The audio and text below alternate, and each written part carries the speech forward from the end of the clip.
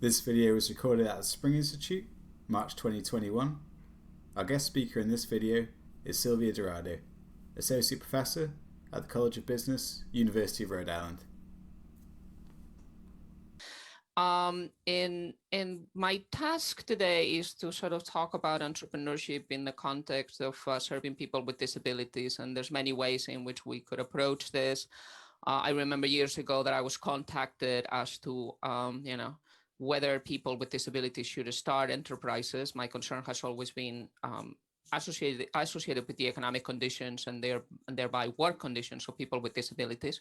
And I remember at the time being absolutely shocked and thinking that that was probably not a good idea. I think the world has changed and we live much more now in a world of gig economy, and there's much more to think about that.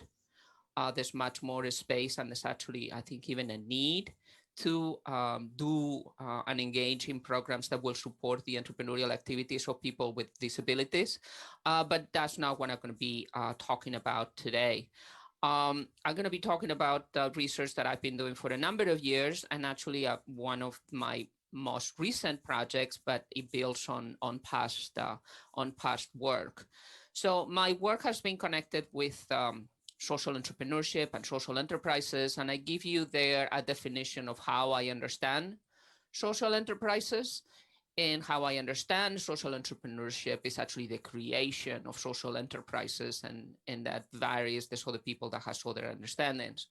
And for me, social entrepreneurship is our mission-driven organizations with unprecedented combinations of social and commercial logics.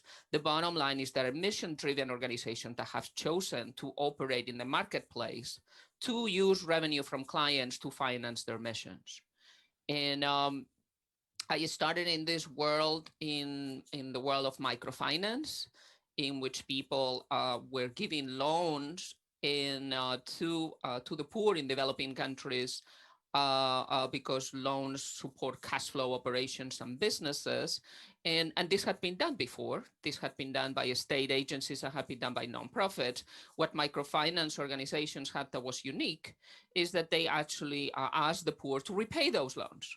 And asked the poor to repay those loans, which mean they could only give loans to people who could repay them, something very important, but could also mean that they were independent. It gave them a degree of independence and sustainability that organizations supporting the economic activities of the poor have never had.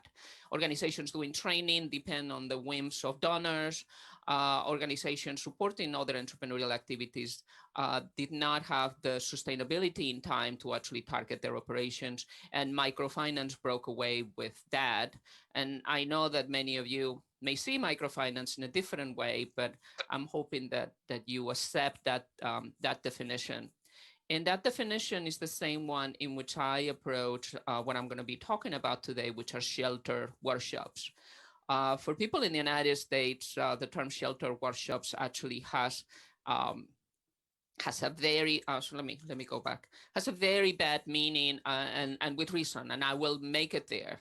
But I want you to suspend belief. So if you actually have, if for you the term shelter workshop has a bad connotation or a negative connotation, I will ask that you stay with me and you believe me first as I walk you through almost 200 years of history from when these organizations started. And what I want you to keep an eye and your ear plug in is that I want to be talking about is what I'm calling hybrid agency. But you could talk about it in terms of entrepreneurial discretion, meaning the ability of these organizations to do something that serves their mission.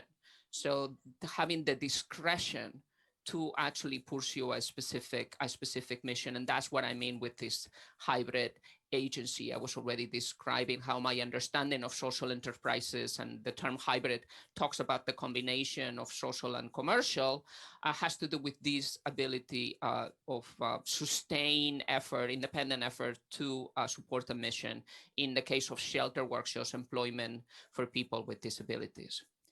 So before shelter workshops, people with disabilities didn't have many opportunities to employment. Before the Industrial Revolution, people with disabilities were expected to work and to contribute to their communities. Everybody will contribute to the degree of their abilities, because that's how work was defined. People work depending on their talents and their abilities.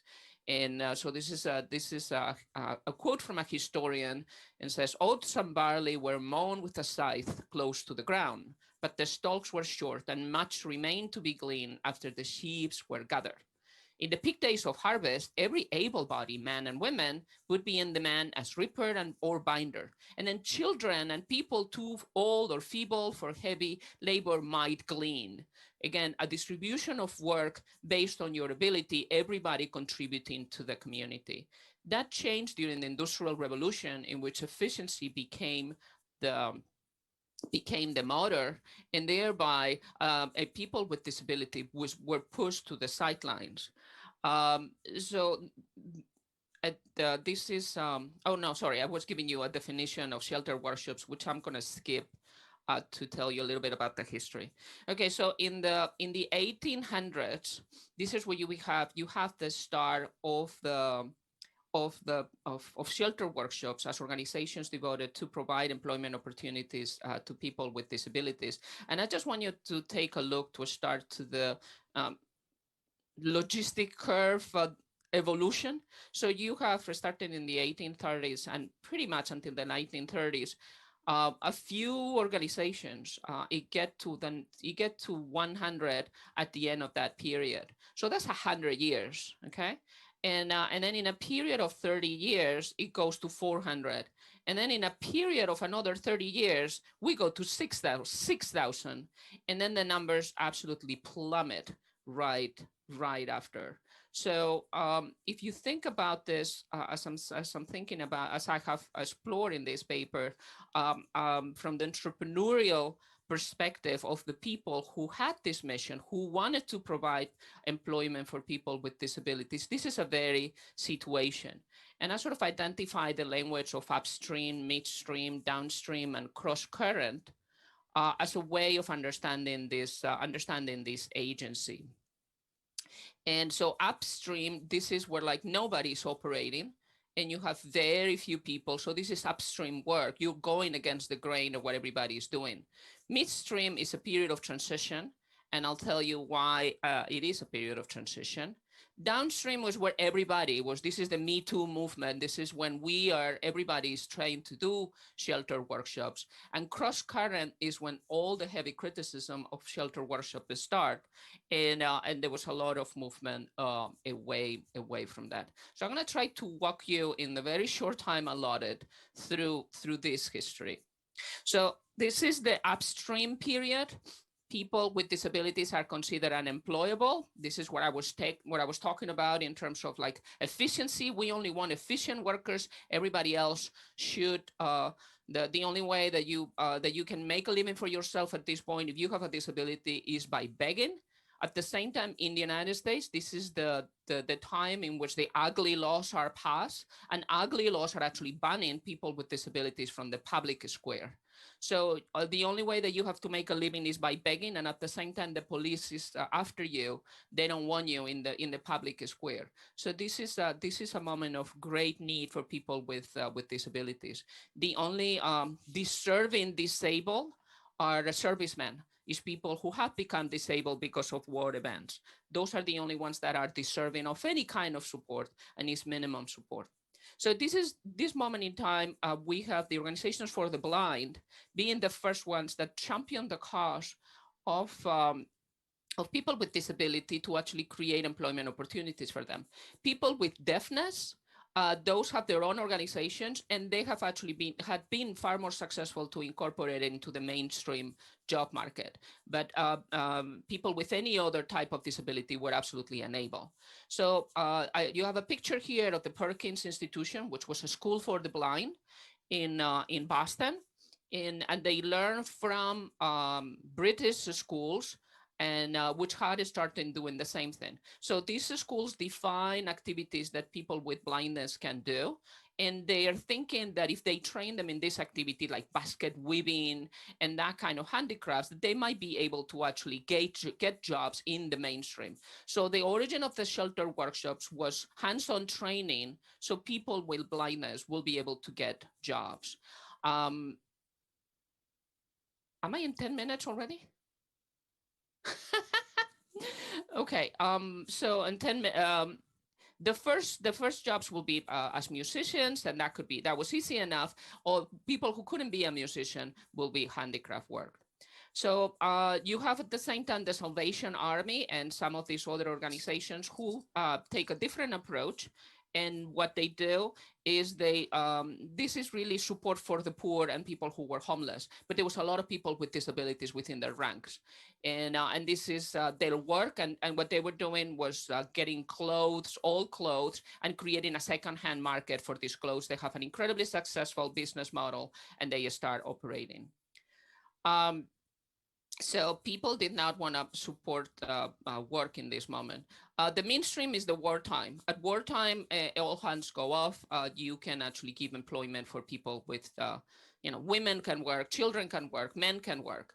And so this is a high moment for people with disabilities incorporated into the mainstream labor. They were kicked out right back as soon as the war ended. But that also created a momentum. There was enough people, there was enough veterans coming from the war who needed support, and that created more public support, and that thing is being extended to everybody with disabilities through the passage of legislation that you have here. One of the legislations worth mentioning is the minimum wage legislation in the United States, which created an exception to pay below minimum wage to people with disabilities. On the one hand, that created opportunities to employ people with disabilities, and as many of you may know, it created also many opportunities for abuse. So I call this moment midstream agency. Here you are actually able to create employment in segregated conditions. It's acceptable to give people very little wages because people are supposed to work even when they get even when they get benefits from donations. So that's this period. The downstream period comes with actually the closing of mental health institutions. So mental health institutions had started to be opening slightly before shelter workshops, and they had grown as residential places. And a lot of people, particularly those with mental disabilities, were being housed in this stage. There was I show you a picture there. One flew over the cuckoo nest. A very successful movie. There was other very successful Hollywood movies based on books that were actually discussing the abuses that were happening in some of these mental institutions, and the approach, and it's a much lengthier story. The approach was actually to just close them down. And there were supposed to be places to replace, community-based places, much more adjusted to the need, that they were supposed to replace these large institutions, but that never came. So what came about was the closing down of these institutions, and shelter workshops became a home, became a place where people could join, where people, particularly parents who became very active, um, um, um, could house people that had been housed in these mental institutions. That being the place, what I show you here, we move in the cross-current agency in which we begin seeing the many abuses that people has done. And this is a picture of Henry's Turkey Service Farm, which was housing a group of people with mental disabilities, which had a number of abuses, because of course they could get them to do very nasty work and pay them below minimum wage. There were some people who decided they could get rich on the backs of people with disabilities. So I don't have much time. So you have a period in which the people is unemployable. It goes to segregated employment. We are moving here in terms of norms towards integrated employment, but you still have them in segregated as the fight. And we're still currently on the integration of people with disabilities. We have made great strides in terms of civil rights. But we have not made great strides still in employing people with disabilities. The unemployment rates of people with disabilities are great. These are very different moments in terms of how you follow your mission and how you follow your dream of providing people with disabilities employment. Here you have a moment in which like everything is against you. and you create little workshops, and you're not as successful as you thought. What you wanted to do was train them for the workplace, and they finish being almost residential. In the mainstream efforts, there's events. And here the organizations that were the most successful were the ones that were able to take advantage of these events, and particularly the blind were very successful. In the downstream period, all the gates are open, and you find a moment in which people who shouldn't be in this business enter this business, and this creates a complete different moment. In the cross current effort, you have the good and the bad players fighting for it.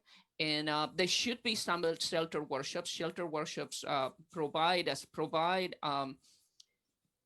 a service and something that certain groups of the population need. Is not the response for everybody, but now they have, on the one hand, they have people who want to be on them. On the other hand, they're fighting against the scandals. Thanks very much for watching. You can like and subscribe to our channel below. We're currently working on a British Academy funded project looking at the lived experience of disabled people during the pandemic. And you can find out what we're up to at tendproject.com or on Twitter @TENDproject. Thank you.